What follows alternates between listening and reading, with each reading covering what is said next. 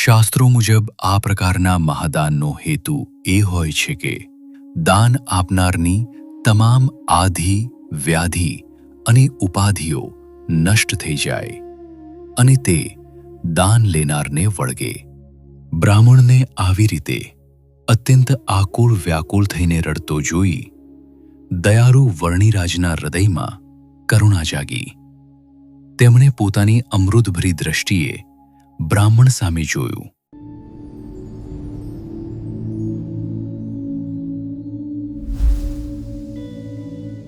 One વિચરણ દરમિયાન વર્ણિરાજ જ્યારે સિરપુરમાં બિરાજમાન હતા ત્યારે તે જ સમયગાળા દરમિયાન તિલંગ તૈલંગ પ્રદેશથી, જે હાલમાં આંધ્રપ્રદેશ તરીકે ઓળખાય છે, એક અત્યંત વિદ્વાન બ્રાહ્મણ પોતાના પરિવાર સાથે ત્યાં આવી પહોંચ્યો. સિરપુરના રાજા સિદ્ધવલ્લભ સ્વભાવે પરમ વિવેકી અને ઉદાર હતા. તેમણે આ બ્રાહ્મણની વિદ્વત્તા જોઈને તેને પુષ્કળ ધન, ધાન્ય, કિંમતી વસ્ત્રો અને અલંકારો દાનમાં અર્પણ કર્યા. જો કે તે બ્રાહ્મણ શાસ્ત્રો ભણ્યો હતો, પણ ખરા અર્થમાં ગણ્યો નહોતો. તેનામાં લોભનો અતિરેક હતો. રાજાએ જ્યારે તેની સામે નજર કરી ત્યારે તેમને સ્પષ્ટ જણાયું કે આટલું બધું દાન આપવા છતાં બ્રાહ્મણને હજુ સંતોષ થયો નથી. બ્રાહ્મણના લોભને જોઈને રાજા તેને મહાદાન આપવા તૈયાર થયા, જેમાં હાથી અને કાળપુરુષનું દાન આપવામાં આવતું હોય છે. દાન પ્રબંધ નામના ગ્રંથમાં આ વિધિનો ઉલ્લેખ છે કે આ મહાદાનમાં હાથીના આકારના સોનાના 2 પૂતળા બનાવવામાં આવે છે અને તેમાં મંત્રોચ્ચાર દ્વારા કાળપુરુષનું આહ્વાન કરી તેને અભિમંત્રિત કરવામાં આવે છે. આ વિધિ મુજબ દાન આપનારના માથા પરથી તેને 7 વાર ઉતારી દાન લેનારના હાથમાં સંકલ્પ કરાવીને તે અર્પણ કરવામાં આવે છે. શાસ્ત્રો મુજબ આ પ્રકારના મહાદાનનો હેતુ એ હોય છે કે દાન આપનારની તમામ આધિ, વ્યાધિ અને ઉપાધિઓ નષ્ટ થઈ જાય અને તે દાન લેનારને વળગે.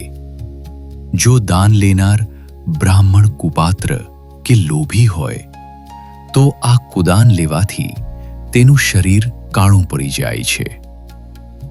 આ ગૂઢ અને પ્રભાવશાળી પ્રસંગનું વિગતવાર વર્ણન શ્રી વલ્લભ દિગ્વિજય ગ્રંથમાં પણ કરવામાં આવ્યું છે, જે લોભી વૃત્તિનું કેવું ગંભીર પરિણામ આવે છે તેનો સચોટ ચિતાર આપે છે.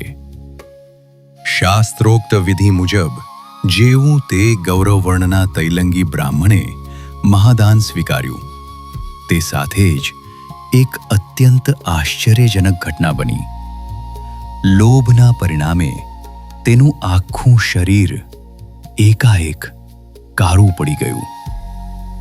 આ અચાનક થયેલું પરિવર્તન જોઈને તેની પત્ની સ્તબ્ધ થઈ ગઈ અને ત્યાં હાજર રહેલા રાજદરબારીઓ પણ અવાક બની ગયા કે ક્ષણવારમાં આ બ્રાહ્મણની આવી દશા કેવી રીતે થઈ ગઈ. બ્રાહ્મણ પોતે તો મહાદાનમાં મળેલા અઢળક ધનના નશામાં એટલો ચકચૂર હતો કે તેને પોતાના શરીરમાં થયેલા ફેરફારની જાણ પણ ન થઈ. તે તો ઉમંગમાં રાજમહેલની બહાર નીકળ્યો, પરંતુ જ્યારે રસ્તામાં લોકો તેનો કાળો વર્ણ જોઈને તેની મશ્કરી કરવા લાગ્યા અને હસવા લાગ્યા, ત્યારે તેને ભાન થયું કે પોતે સંપૂર્ણપણે કાળો થઈ ગયો છે. સત્ય સમજાતા જ બ્રાહ્મણના પગ નીચેથી જમીન સરકી ગઈ અને તેને પોતાના લોભ પર ભારે પસ્તાવો થવા લાગ્યો. તેને ભવિષ્યનો કોઈ રસ્તો સૂઝતો નહોતો. તેની આવી દયનીય અને મૂંઝવણભરી સ્થિતિ જોઈને કોઈ દયાળુ વ્યક્તિએ તેને સલાહ આપી કે આ જ શહેરમાં વર્ણિરાજ નામના એક પરમ પ્રતાપી સિદ્ધ પુરુષ બિરાજે છે. તમે તુરંત તેમની શરણે જાઓ, તેઓ જ તમારું કલ્યાણ કરશે. બ્રાહ્મણ તપાસ કરતો કરતો તત્કાળ વર્ણિરાજ પાસે પહોંચ્યો અને તેમના ચરણોમાં પડીને પોતાની મોટી ભૂલનો પશ્ચાતાપ કરવા લાગ્યો. તેણે અત્યંત આર્ત ભાવે વિનંતી કરતા કહ્યું, હે મહાસમર્થ યોગીરાજ, હું અતિશય લોભને વશ થઈ ગયો અને આ મહાદાન સ્વીકાર્યું, જેને કારણે આજે મારી આવી દુર્દશા થઈ છે. હવે આ દુઃખ અને કલંકમાંથી ઉગારવા માટે આપના સિવાય કોઈ સમર્થ નથી. કૃપા કરીને મારા પર દયા કરો. જો આપની દયા નહીં હોય તો હું સાવ પાયમાલ થઈ જઈશ. બ્રાહ્મણને આવી રીતે અત્યંત આકુળ વ્યાકુળ થઈને રડતો જોઈ દયાળુ વર્ણિરાજના હૃદયમાં કરુણા જાગી. તેમણે પોતાની અમૃતભરી દ્રષ્ટિએ બ્રાહ્મણ સામે જોયું અને તે દિવ્ય દ્રષ્ટિએ તત્કાળ જાદુઈ અસર કરી.